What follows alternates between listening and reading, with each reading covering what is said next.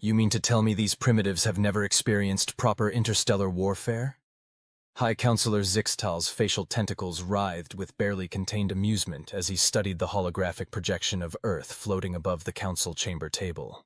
Ambassador Krelon adjusted her translator module before responding, her crystalline form reflecting the soft blue light of the projection. With respect, High Counselor, the humans have engaged in countless wars among themselves. Their entire recorded history is— Bah! Zixtal waved a dismissive appendage. Internal conflicts are hardly comparable to the grand scale of galactic warfare. These humans haven't even unified their planet. How can they possibly comprehend the magnitude of true combat? The other council members chittered in agreement, their various alien anatomies expressing variations of superiority and disdain. Only Ambassador Krelon remained silent, her crystalline structure dimming slightly, a sign of concern among her species. Perhaps, she ventured carefully, we should review the detailed reports before making our final assessment. The humans have shown remarkable adaptability. Adaptability? Council member Verthak, a towering insectoid, clicked his mandibles in derision. They still use chemical propulsion for their primitive spacecraft. Their most advanced weapons rely on kinetic force and crude explosives. They're practically children playing with toys. Children who manage to detect our cloaked observation posts, Krelon pointed out. Children who, despite their technological limitations, have demonstrated an uncanny ability to— Enough! Zixtal's tentacles flushed a deep purple, the color of absolute authority in his species. The Council has heard sufficient evidence. Earth's territory borders the expansion zone of the Drachnid Empire. The humans must either accept our protection or face conquest by the Drachnids. Those are their only options. Krelon's crystalline form pulsed with resignation. She had spent the most time studying human history and culture, had even secretly visited their planet disguised as one of their crystalline minerals. She knew what the Council was missing, but protocol demanded she accept their decision. Very well, she said. I shall inform their United Nations of the Council's decree. When shall we expect the protection fleet to arrive? Zixtal consulted his neural interface. The 7th Fleet will reach Earth orbit in approximately one of their months. That should give them adequate time to prepare for our arrival and accept their new status as a protectorate species. The council chamber erupted in satisfied murmurs. Only Krelon remained still, her structure now pulsing with a frequency that, had any humans been present to witness it, would have registered as the crystal equivalent of a facepalm. 1 month later, Earth Orbit Fleet Commander Zixtal, who had naturally given himself command of the protection mission, stared in disbelief at the tactical display. The 7th Fleet's arrival in Earth orbit had gone exactly as planned, right up until it hadn't. What do you mean they're refusing our protection? He demanded, tentacles writhing in agitation. Don't they understand the Drachnids will annihilate them? The communications officer, a younger member of his species, rippled nervously. Sir, the human response was unusually specific. They said, and I quote, "The United States Marine Corps respectfully declines your offer of protection and cordially invites you to perform an anatomically impossible act upon yourself." The United States Marine what? Zixtal's confusion only heightened his irritation. I thought we were dealing with their United Nations. Sir, his tactical officer interrupted. We're detecting multiple launches from the planet's surface. Primitive chemical rockets as expected, but, sir, there are thousands of them. Zixtal's tentacles went rigid. Thousands? Impossible. Our intelligence indicated they barely had spaceflight capability. Sir, the sensor officer's voice had risen several octaves. The rockets! They're not rockets. They're carrying smaller vehicles. Some kind of atmospheric combat craft? The tactical display suddenly blazed with new information as the small craft emerged from their rocket carriers. They were ugly, brutish things by Galactic Council standards, all sharp angles and practical design with none of the elegant curves and aesthetic considerations that marked proper military vessels. And they were heading straight for the 7th Fleet. This is madness, Zixtal muttered. They can't possibly hope to— The first wave of Marine Space Force fighters reached weapons range. What they lacked in technological sophistication, they made up for in shocking creativity. Their kinetic weapons, while primitive, proved devastatingly effective against shields calibrated for energy weapons. Their crude explosives turned out to be tactical nuclear devices specifically designed to generate electromagnetic pulses that played havoc with the fleet's more advanced systems. But worst of all were the Marines themselves. Sir! The tactical officer was practically pulsing with panic now. They're boarding us, cutting through our hulls with primitive plasma torches. How are they even surviving in space with such basic environment suits? Zixtal watched in horror as the tactical display showed more and more of his ships being breached. The humans moved through zero gravity with practiced ease, their movements suggesting extensive training. Their weapons might be simple kinetic projectile launchers, but they used them with devastating efficiency. "Fall back," he ordered. "All ships, emergency temporal shift!" But it was too late. His flagship's engineering section had already been compromised. The last thing Fleet Commander Zixtal saw before the humans reached the bridge was a message being broadcast on all frequencies. "Attention, alien fleet. The few, the proud, the Marines send their regards. Ura, Galactic Council Chamber." 1 week later. "This is unprecedented." Council member Verthak's mandibles clicked rapidly in agitation. "An entire fleet, one of our most advanced, defeated by primitives." Ambassador Krelon's crystalline form vibrated with what could only be described as smugness. Perhaps if the Council had reviewed my complete reports, particularly the sections about human military history and their concept of improvised weapons. The reports mentioned nothing about these Marines. Zixtal, now stripped of his fleet command and back to his council position, protested. His tentacles were still slightly singed from his escape pod's less than dignified landing. "Actually," Krelon's voice carried the crystal equivalent of a smile. "There was an entire appendix dedicated to the various Earth military organizations. The Marine Corps was of particular interest. Their unofficial motto is quite telling: improvise, adapt, and overcome." The council chamber fell silent as the implications sank in. Finally, one of the elder members spoke up, their gaseous forms swirling thoughtfully. Perhaps we should reconsider our approach to Earth. Not as a primitive world in need of protection, but as a potential ally." "An excellent suggestion," Krelon agreed. "Though I should warn you, the Marines were just one branch of one nation's military. Wait until you meet the others." The collective shudder that ran through the council chamber was entirely justified. United Nations Headquarters, New York City. Marine General Michael Rodriguez struggled to keep a straight face as he read the latest communication from the Galactic Council. Beside him, Ambassador Thompson wasn't even trying to hide her amusement. "So let me get this straight," Rodriguez said, looking up from the tablet. "Not only do they want to apologize for the unfortunate misunderstanding about their protection fleet, but they're offering Earth membership in the Council? As equals?" "That's correct, General." Thompson's grin was infectious. "Apparently, our demonstration of innovative tactical thinking and remarkable martial adaptability has convinced them we're more advanced than they initially assumed." Rodriguez leaned back in his chair, allowing himself a small smile. "All we did was apply basic Marine Corps doctrine. Space is just another battlefield. No different from land, sea, or air. You locate, close with, and destroy the enemy by fire and maneuver." "Yes, well," Thompson chuckled. "Apparently that kind of straightforward approach is considered quite revolutionary in galactic warfare. Most species rely entirely on technology and complex battle algorithms. The idea of trained warriors who can adapt on the fly and turn anything into a weapon, it's completely alien to them." "Speaking of weapons," Rodriguez's eyes twinkled. "Did anyone tell them about the Army yet? Or the Navy? Or, God help them, the Air Force?" Thompson's expression turned mischievous. "I may have mentioned that the Marines are generally considered our most restrained branch of service." Rodriguez couldn't hold back his laughter any longer. "Oh, I wish I could see their faces when they figure out what that means." "Actually," Thompson held up another tablet, "we just received a request for military exchange officers.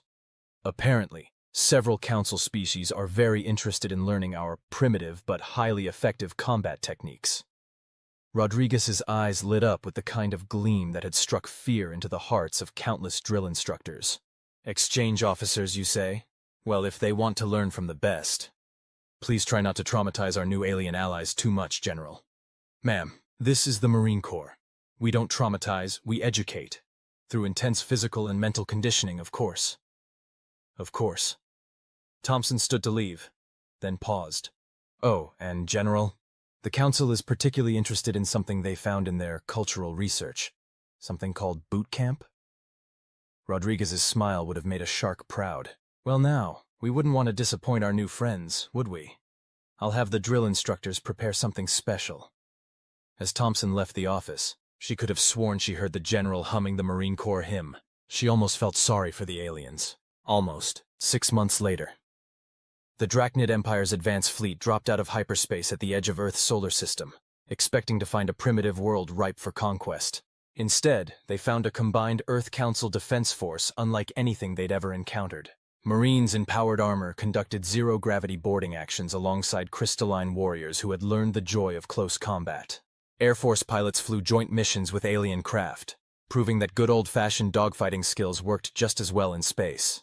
The Army had somehow taught a species of gaseous beings how to set up proper defensive positions, while the Navy had introduced the concept of carrier operations to the galactic community. But what really made the Drachnids reconsider their invasion plans was the sight of their advanced scouts returning in full retreat, pursued by a mixed squadron of human and alien fighters.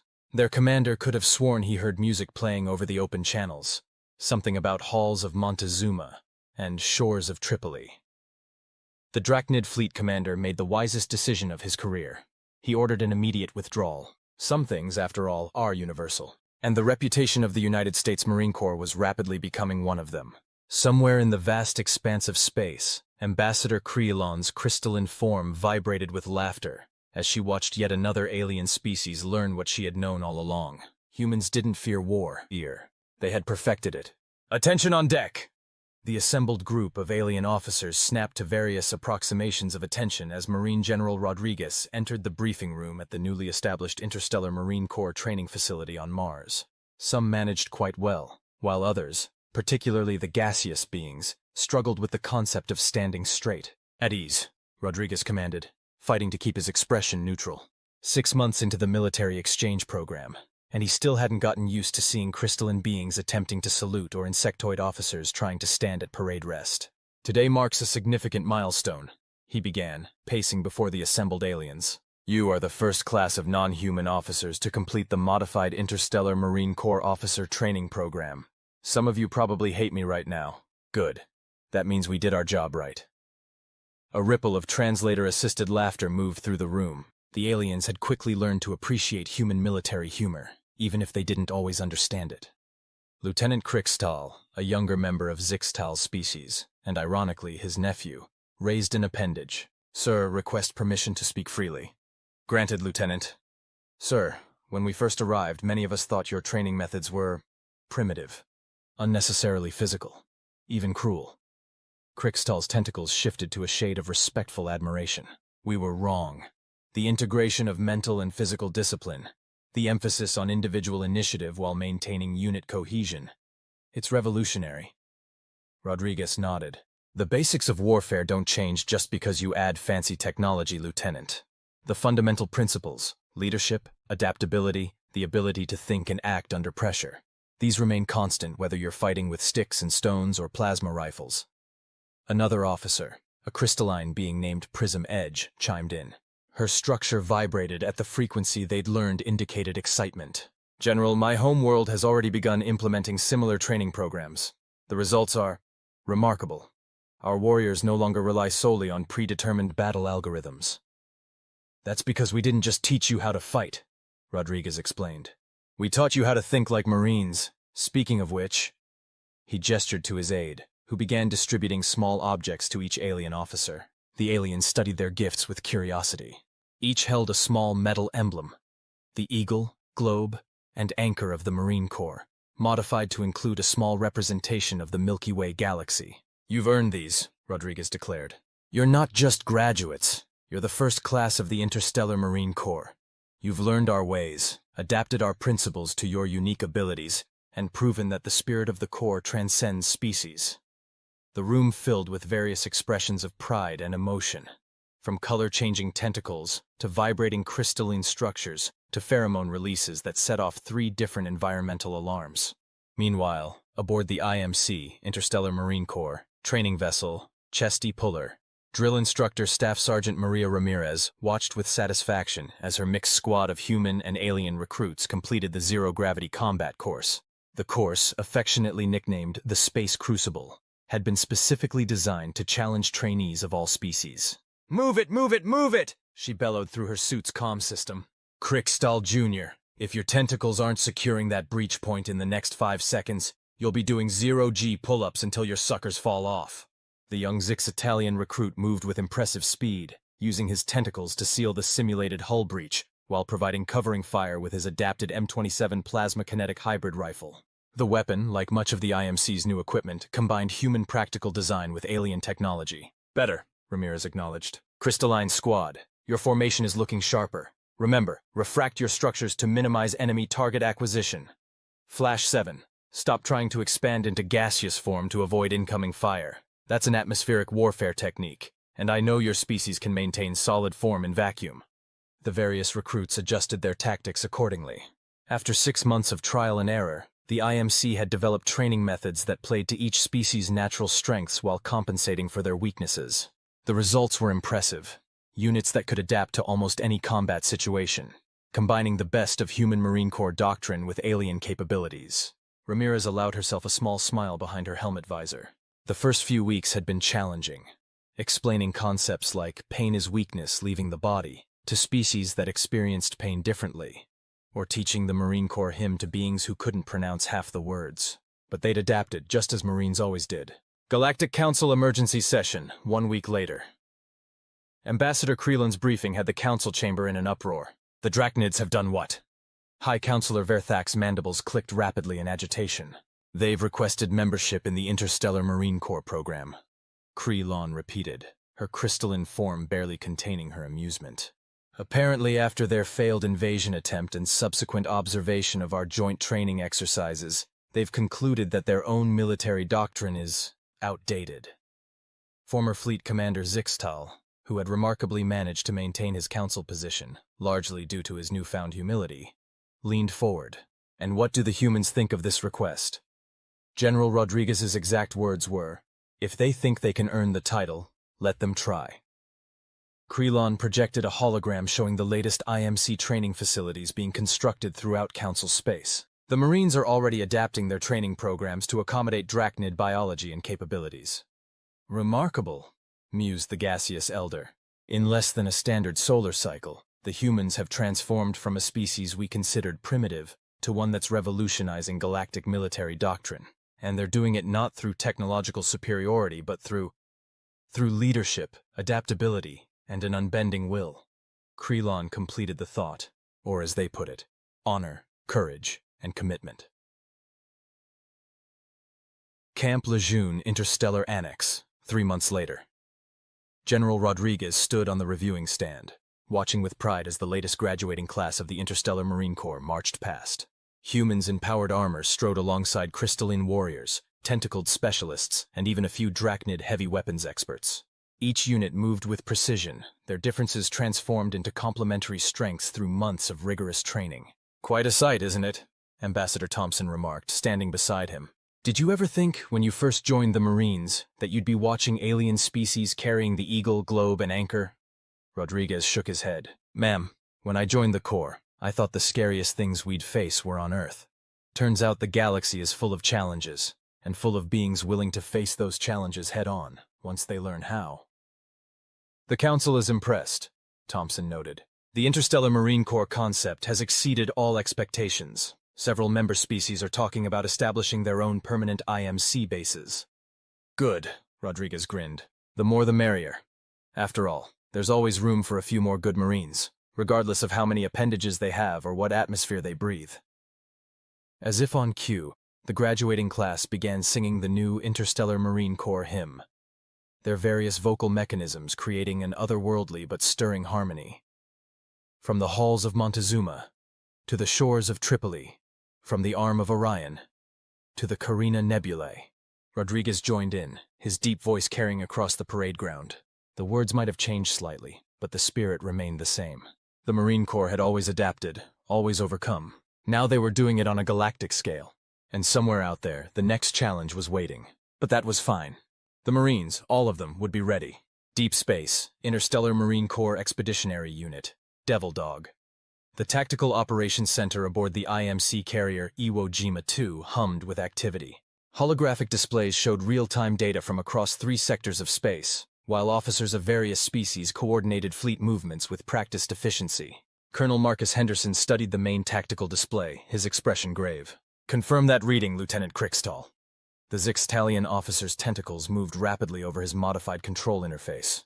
Confirmed, sir. Long-range sensors detect multiple quantum signatures consistent with Harvester swarm vessels. Estimated time to arrival in Council space, 72 hours. Henderson nodded grimly. The Harvesters were exactly what their name suggested. A nomadic species that traveled from galaxy to galaxy, stripping inhabited worlds of resources and leaving devastation in their wake. They had last been seen in the Andromeda Galaxy over a millennium ago. Status of the IMC response force? Major Prism Edge, her crystalline form pulsing with tactical data streams, responded promptly. The 1st Interstellar Marine Expeditionary Unit is at full combat readiness. 2nd and 3rd units are 24 hours out. The Council Defense Fleet has been notified and is mobilizing, but they'll take too long to get here through normal channels. Henderson completed the thought. Which means we're the first line of defense, again. As it should be, sir, rumbled Sergeant Major Dirac, one of the first Drachnid Marines. His species' natural aggression, once directed toward conquest, had found a perfect outlet in the core. First to fight, isn't that what you humans say? Henderson allowed himself a small smile. Among other things, Sergeant Major. Very well. Let's show these Harvesters why you don't mess with Marine Corps space. Briefing room, 1 hour later. Listen up, Marines! Henderson's voice carried across the assembled company of human and alien warriors. What you're about to see is classified level Alpha. The holographic display activated, showing imagery of the approaching Harvester fleet. Their ships were massive, organic-looking constructs that seemed to devour space itself. Intel suggests the Harvesters have never encountered humanity or our allies. They're used to overwhelming primitive civilizations or fighting conventional forces. They've never faced anything like the IMC. Lieutenant Commander Jasmine Parker, their chief tactical officer, stepped forward. Our advantage lies in unpredictability. The Harvesters rely on precise mathematical calculations and swarm tactics. They've never encountered forces that combine multiple species' capabilities with human Marines' adaptability. Which is why, Henderson continued, we're going to hit them with everything in the IMC playbook. And then some. Major Prism Edge, outline the battle plan. The crystalline officer moved to the display, her structure refracting light in complex patterns that highlighted key tactical positions. We've developed a 3-phase operation designated Broken Arrow. Phase 1. Our Zixtalian units will use their natural stealth capabilities to infiltrate the Harvester command ships. Phase 2. Drachnid heavy assault teams, supported by human marine shock troops, will strike their fighter bays. Phase 3. Crystalline and gaseous form units will penetrate their defensive screens, allowing our main force to deliver the killing blow. They'll never expect different species to coordinate so effectively. Dirac growled approvingly. The Harvesters are used to facing unified species with predictable tactics. Exactly, Henderson agreed. We've got something they've never seen before. A force that combines the best aspects of multiple species, with Marine Corps training and human ingenuity. Lieutenant Krixtal, what's our motto? The young Zixtalian's tentacles flushed with pride as he recited. Adapt, improvise, semper fidelis. Damn right, Henderson nodded. Now, to your units. We make contact in 70 hours. Show these Harvesters why the IMC is the finest fighting force in the known galaxy. The battle, Sector 117. The Harvester fleet emerged from quantum space exactly where predicted, their massive ships casting shadows across the stars. Their initial scans showed only a small defensive force, a trap they smugly moved to exploit. They never saw the cloaked Zixtalian boarding teams until it was too late. Breach teams in position, Lieutenant Krixtal reported from deep within the Harvester command ship. His tentacles worked quickly, attaching specialized charges designed by human demolitions experts. These organic hulls are thick, but they're no match for good old-fashioned explosives. Across the battlefield, Drachnid heavy assault teams led the charge into the Harvester fighter bays. Dirac's voice boomed over the tactical net as his team engaged in close-quarters combat. For the core! Oorah! The sight of Drachnids, once feared as merciless conquerors, fighting alongside human Marines and shouting Marine Corps battle cries would have been shocking just a year ago. Now it was just another day in the IMC. Major Prism Edge coordinated the crystalline unit's assault, their bodies refracting energy weapons while transmitting tactical data. Phase 3 initiated. Gaseous units begin infiltration. All teams weapons free. The battle that followed would be studied in military academies across the galaxy for generations. The Harvesters, for all their technological superiority, had no defense against Marines who could adapt faster than their tactical computers could calculate responses. Human ingenuity combined with alien capabilities in ways the enemy couldn't predict. Crystalline Marines refracted energy weapons into makeshift shields while Zix-Italian tentacles handled multiple weapons simultaneously. Drachnid strength complemented human tactical flexibility, while gaseous form Marines bypassed barriers that had stopped entire armies. Aftermath. IMC Carrier. Iwo Jima 2. Preliminary reports confirm total victory, Lieutenant Commander Parker announced in the post-battle briefing. The Harvester fleet has been neutralized, with minimal casualties on our side. More importantly, we captured intact specimens of their quantum drive technology. Colonel Henderson nodded approvingly. The Council's scientists will have a field day with that. But more importantly, we've proven something today. Lieutenant Crixtal, would you care to explain? The young Zixtalian straightened proudly. Sir, we've demonstrated that the Interstellar Marine Corps' combination of multiple species capabilities with human Marine Corps principles creates a force greater than the sum of its parts. Exactly, Henderson agreed. Every species brought something unique to this fight. But it was Marine Corps training, the emphasis on adaptability, initiative, and teamwork, that turned those individual capabilities into an unbeatable combination. Drac rumbled in agreement. My people once thought war was about overwhelming force. The Corps taught us it's about the warrior spirit, and that spirit knows no species. Well said, Sergeant Major. Henderson turned to address the entire command staff. The Harvesters won't be the last threat we face, but as long as we maintain what makes the Marine Corps special, our values, our training, our spirit, while embracing the unique strengths each species brings to the fight. No force in the galaxy can stand against us. Major Prism Edge completed the thought, her crystalline form glowing with pride. Marine Corps Birthday Ball, New Quantico Base, Mars. The Grand Hall was filled with Marines of all species, dressed in their formal uniforms, or the closest approximation their biology allowed. The traditional birthday cake had required some creative modifications. The gaseous form Marines had their own special atmospheric version, but the spirit of the celebration remained unchanged. General Rodriguez, now commander of all IMC forces, raised his glass for the traditional toast. Around him, tentacles, crystalline structures, and various alien appendages raised glasses of their own. To the Corps, he began, and to all who serve, regardless of their world of origin or physical form, for proving that what makes a Marine isn't the number of limbs you have or the atmosphere you breathe, but the spirit in your heart, however many of those you might have. The assembled Marines roared their approval in a dozen different languages, all translating to the same thing. Semper Fi! In the background, the new Interstellar Marine Corps Band, featuring some remarkable adaptations for non-humanoid musicians, began playing the traditional hymn. The words had been updated again, but the pride and determination in every voice, human and alien alike, remained eternal. From the halls of Montezuma to the stars beyond our reach, we will fight our galaxy's battles in the vacuum or the deep. Interstellar Marine Corps Advanced Combat Training Facility, Titan Base. The massive training dome on Saturn's largest moon housed an environment that could simulate any battlefield condition in known space. Today, it was configured to replicate the harsh conditions of a Class 12 hostile world, the kind of place where even the atmosphere could kill you. General Rodriguez stood in the observation chamber alongside Ambassador Krelon, watching the latest IMC assessment exercise. Below them, mixed teams of human and alien Marines navigated terrain that shifted between extreme environments every few minutes. 2 years, Rodriguez mused. 2 years since we first formed the IMC, and look at them now. Krelon's crystalline form pulsed with appreciation as she observed a Drachnid heavy weapons specialist providing covering fire while his human squadmate and a Zixtalian infiltrator executed a perfect flanking maneuver. They move as one unit, despite their physiological differences. Even more impressive considering this team only formed 3 months ago. That's because we finally cracked the code on integrated training, Rodriguez explained.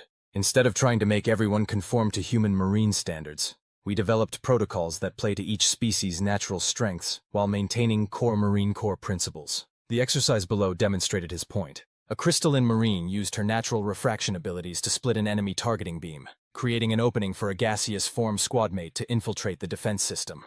Meanwhile, human Marines coordinated the overall assault with the tactical flexibility that had become their trademark. "Incoming priority message, General," his aide announced. "Council encryption, highest level." Rodriguez accepted the data crystal, his expression growing serious as he reviewed its contents. "Well, Ambassador, it seems the harvesters weren't working alone. We've got confirmation of a new threat, and this one makes our previous challenges look like training exercises." Council Emergency Chamber, 48 hours later. The gathered representatives of 24 spacefaring civilizations listened in stunned silence as High Counselor Verthak delivered the intelligence briefing. "The entity calls itself the Infinite Horizon," he explained, mandibles clicking with concern. "Our deep space probes indicate it's some form of collective consciousness controlling thousands of artificial worlds. It sees organic life as inefficient, in need of correction." Colonel Henderson, representing the IMC, leaned forward. "How much time do we have?" "Their advance forces will reach the outer colonies in approximately 6 months," Verthak responded. "Their main fleet, perhaps a year after that. They possess technology far beyond anything we've encountered, even beyond the harvesters." "With respect, High Counselor," Lieutenant Commander Parker interjected. "We've heard that before. The Drachnids were supposed to be unstoppable. The harvesters were supposed to be invincible. Both of them learned differently." "This is different," Verthak insisted. "The Infinite Horizon doesn't just want conquest. They want to upgrade all organic life into their collective. They've done it to dozens of civilizations already. Their artificial worlds are built from the transformed remains of organic planets." A heavy silence fell over the chamber. Finally, Major Prism Edge spoke up, her crystalline form pulsing with determination. "Then we stop them here. The IMC was created for exactly this kind of threat, one that requires the combined strengths of all our species." Henderson nodded. "We'll need every advantage we can get. Full mobilization of all IMC forces, plus expedited training for new recruits. And," he paused, looking at Rodriguez, "it's time to activate Project Chimera." The general's eyebrows rose. "You're sure? It's only been in development for 6 months. If not now, when? The Infinite Horizon thinks organic life is inefficient? Let's show them what happens when you combine the best of organic adaptability with cutting-edge technology and Marine Corps determination." Project Chimera Testing Facility, Phobos Base. 2 months later. Lieutenant Krickstall stood before the assembled IMC command staff, his tentacles steady as he demonstrated the next generation of marine combat systems. "Project Chimera represents a quantum leap in biomechanical integration," he explained. "Instead of trying to overcome our biological differences, we've embraced them. Each system is customized to enhance the natural abilities of different species while maintaining combat compatibility." He activated his own prototype system. Quantum-enhanced mechanical assists integrated seamlessly with his tentacles, while a neural interface linked him directly to his weapons and tactical systems. Similar systems had been developed for each IMC species: crystalline focusing arrays, gaseous form containment fields that doubled as weapon platforms, and enhanced powered armor for humans and drachnids. "Most importantly," he continued, "these systems are networked. Each Marine maintains their individual initiative, but can instantly share tactical data and coordinate actions across species barriers. The whole becomes greater than the sum of its parts." Dirac, now a master gunnery sergeant, rumbled approvingly. "We're not just combining our strengths anymore, we're multiplying them." "Exactly," Henderson agreed. "And we're going to need every advantage. The latest intel on the Infinite Horizon is concerning." He activated a holographic display showing the approaching artificial worlds. Each was the size of a small moon, bristling with weapon systems and processing power beyond anything their scientists could comprehend. "They think their artificial evolution makes them superior," Henderson said. "They're about to learn what every other superior force has discovered. There's no technology in the universe that can match the adaptability and determination of trained Marines, regardless of what species they began as." First Contact, Outer Colony Delta 7. The Infinite Horizon's advance force arrived exactly as predicted, their artificial world ships casting shadows across entire solar systems. Their first transmission was coldly precise. "Organic civilizations, your time of inefficiency ends. Submit to integration. Resistance will only decrease your value as processing material." The response came from every IMC communication channel simultaneously, in every language of the allied species. "Infinite Horizon, be advised, You are entering space protected by the Interstellar Marine Corps. You have two options: immediate withdrawal or immediate engagement with the finest fighting force in the galaxy. Choose wisely. The artificial intelligence controlling the world ships paused, processing this unexpected response. Its calculations showed a 99.99% probability of success against any organic resistance, based on thousands of previous encounters. Then the first wave of Chimera-enhanced IMC strike teams made contact, and the AI discovered something its vast processing power hadn't predicted. Sometimes the most dangerous weapon isn't the most advanced technology, but the unshakable spirit of Marines who refuse to quit, regardless of their species of origin. The battle that followed would rewrite military doctrine across known space. Chimera-enhanced human Marines executed impossible maneuvers while coordinating with Zix-Italian infiltration teams that phased through supposedly impenetrable barriers. Crystalline Marines redirected energy weapons back at their sources, while Drachnid heavy assault teams breached hulls designed to withstand supernovas. Gaseous form Marines invaded and disrupted vital systems while transmitting tactical data to the entire force. And guiding it all was the principle that had made the Marine Corps legendary on Earth and was now proving itself across the stars: adapt, overcome, and never quit. Aftermath. New Quantico Base. Mars. General Rodriguez stood before the assembled IMC forces, pride evident in his voice as he delivered his address. 2 years ago, we were an experiment. Some thought combining different species into a single fighting force was impossible. Others said Marine Corps training couldn't work for non-humans. The Infinite Horizon thought organic life was obsolete. He paused, looking out at the assembled Marines: human, Zixtalian, crystalline, Drachnid, gaseous, and a dozen other species, all standing proud in their dress uniforms. You proved them all wrong. You proved that what makes a Marine isn't the form they take or the world they come from. It's the spirit they carry. The willingness to adapt, to overcome, to never quit. The understanding that the Marine next to you, whatever they look like, will fight just as hard as you will. Ambassador Krelon, watching from the side, leaned toward Ambassador Thompson. When we first encountered Earth, we thought humans feared war because they weren't unified. We didn't understand that their divisions had forced them to become adaptable, to learn to work with those who were different. Thompson nodded. And now that adaptability, combined with Marine Corps training and traditions, has created the most effective fighting force the galaxy has ever seen. On the parade ground, the ceremony continued as Rodriguez spoke. The Infinite Horizon thought organic life was inefficient.